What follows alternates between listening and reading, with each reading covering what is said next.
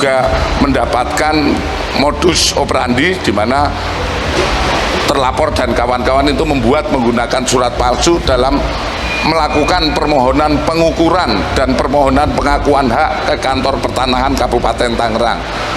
Kemudian selanjutnya ada peran-peran yang membantu, yang tentu saja dari peran-peran pembantu dan lain sebagainya ini akan kita lengkapi alat buktinya lebih lanjut.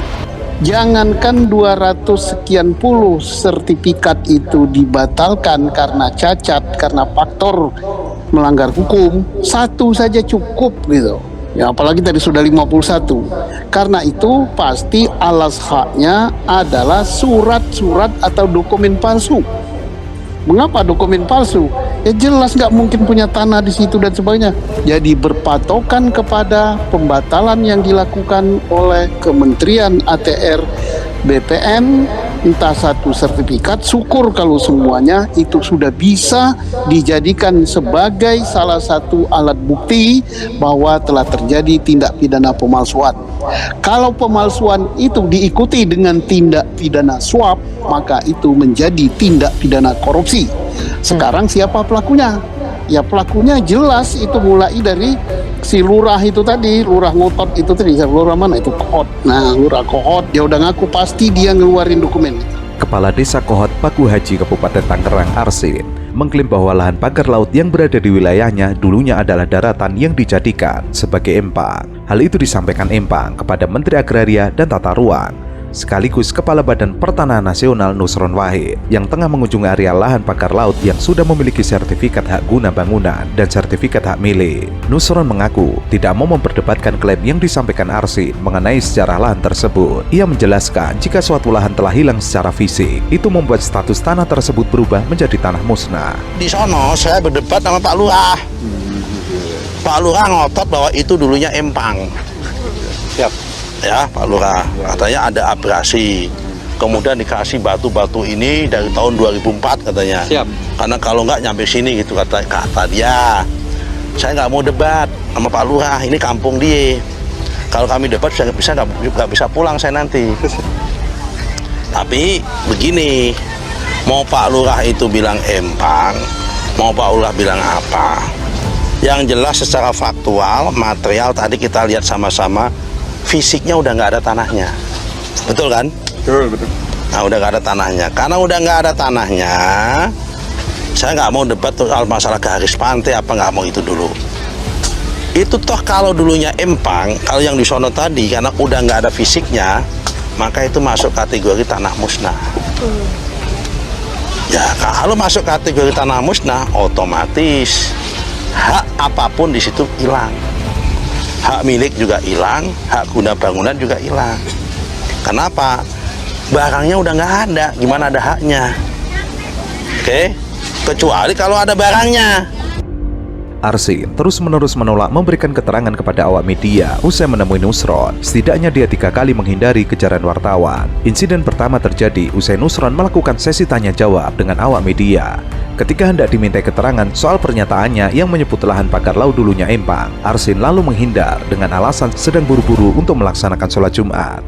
Saat itu Arsin yang mengenakan batik berwarna ungu dan kopiah hitam dikawal ketat oleh sekelompok pria yang diduga pengawal pribadinya. Awak media mencoba mengikuti Arsin hingga ke area parkir, tetapi dihadang oleh 5 pria yang mendampingi sang kepala desa. Momen serupa juga terjadi usai Arsin melaksanakan sholat Jumat di Masjid Abdul Muin Paku Haji. Sejumlah awak media yang sudah menunggu Arsin selesai ibadah kembali tidak mendapatkan kesempatan wawancara. Arsin menghindar dan meninggalkan lokasi tanpa memberikan keterangan apapun kepada para pencari berita. Ketika beberapa wartawan mencoba mengejarnya, sejumlah pengawal Arsin lagi-lagi melakukan pengadangan sehingga membuat kades pergi dengan leluasa. Kemudian siapa lagi? Usut saja siapa yang nerima. Ya, yang nerima misalnya Agung Sedayu dengan anak perusahaan Intan Agung Makmur. Ya nggak mungkin lah nenek moyangnya punya tanah di situ. Kalau nggak mungkin nenek moyangnya punya tanah, dia pasti beli. Belinya pasti nggak beres, notarisnya pasti kena juga itu. Nah, jadi udah gampang usutnya. Usut saja bisa dari dokumennya ATR, kemudian bisa juga dari mulai siapa yang memagari itu, siapa yang membayar, siapa yang nyuruh, duitnya dari siapa, kemudian terkait dengan perusahaan apa. Sudah terang benderang ini, seperti makan siang pakai lampu petromak. Yang disampaikan Bang Hosinuddin ini apa ya? Menjas orang, menuduh reklamasi, menyebut nama orang, itu sudah politis, bukan penegakan hukum lagi gitu loh. Jadi nggak boleh Bang Hosinuddin ini semena-mena, seenaknya sendiri dilihat oleh Indonesia. Nggak boleh menyebut orang dan lain-lain. Silakan Anda melaporkan dan tunggu di prosesnya. Nggak boleh begitu. Baik, kami persilahkan kepada Bung Rofi terlebih dahulu. Polisi. Bapak-bapak mohon izin. Nah itulah tuh kan, dia nggak mau mendengarkan. Padahal sudah dikasih kesempatan. Sabar dulu dong. Kalau kita berbicara azas praduga tidak bersalah, yang Anda lakukan bukan seorang penegak hukum itu namanya. Anda bukan seorang pengacara. Itu semua polisi pengacara itu ada namanya azas praduga tidak bersalah. Gitu loh. Pihak pribadinya. Kita setara di sini. Bukan Bung, Anda itu nyebut pribadi Pak Aguan toh. Ada bukan saudara. Ada izinnya reklamasi. Oke. Ada izin reklamasi, ada nggak?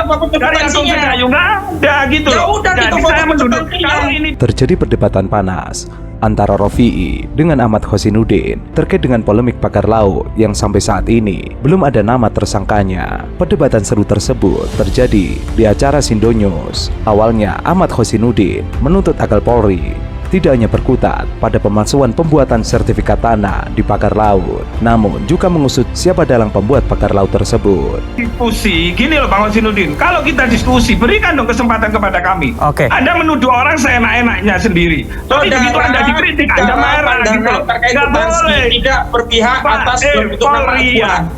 Oke, Bung Rofi, Bang Polri Hosinuddin. sudah benar. Polri dalam penegakan hukum sudah benar. Silakan menunggu. Silakan Baik. tapi saya Bapak-bapak lain yang membantu Polri juga untuk Saya ke Bung Rofi, mau diungkap. Tapi kalau mau pakai sinetron ya silakan. Anda ya harus tuntut, tidak semua negara ini diatur kalian, nggak bisa begitu. Siapa yang mengatur? Saya berpandangan Iya. tetap negara. Jangan sampai negara yang diatur oleh oligarki, diatur acuan, diatur Agung Sedayu. Itu yang nggak boleh. Saya hanya berpendapat. Nggak boleh begitu, itu bukan berpendapat, itu saya kritik gitu loh.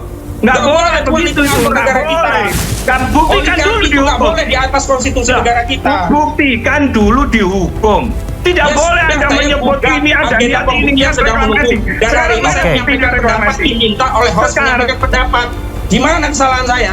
Pemagaran laut ilegal di perairan Kabupaten Tangerang, Banten adalah tindakan melawan negara. Pembangunan pagar laut dari bilah-bilah bambu sepanjang 30 km itu tidak memiliki izin. Padahal laut merupakan bagian dari kekayaan negara. Memagari laut adalah tindakan fatal dan melawan negara. Maka dari itu, pemerintah harus tegas dengan menindak oknum penyegel pagar laut tersebut. Hal itu harus dilakukan demi kedaulatan negara. Pagar laut ilegal yang disegel Kementerian Kelautan dan Perikanan itu melintasi pesisir 16 desa di 6 kecamatan di Kabupaten Tangerang. Penyegelan pagar laut tersebut dilakukan oleh tim dari KKP. Pemagaran laut tersebut ilegal jika merujuk izin dasar kesesuaian kegiatan pemanfaatan ruang laut. Pagar tersebut berada di zona perikanan tangkap dan zona pengelolaan energi yang diatur Peraturan Daerah Rencana Tata Ruang Provinsi Banten. Oligarki itu framing Anda aja, oligarki itu nggak ada, oligarki itu nggak ada. Anda membela Aguan di Indonesia nggak ada oligarki. Nggak ada, itu framing jahat Anda aja. Framing saja itu Anda bela Agung Sedayu, kita tahu. Anda ada, justru Anda mungkin Pak Aguan bangun masjid banyak. Namanya nama lain 63.000 tenaga kerja. Nggak bisa, ya saya bela kenapa memang? Saya memang bela. Oke, baik Pak Arianto. Ya, mohon tenang sejenak Pak Rofi, Pak Hosinuddin. Kita berikan waktu agar dialog ini berjalan dengan lancar. Nggak bisa. Ya, Pak Rofi, Pak Hosinuddin.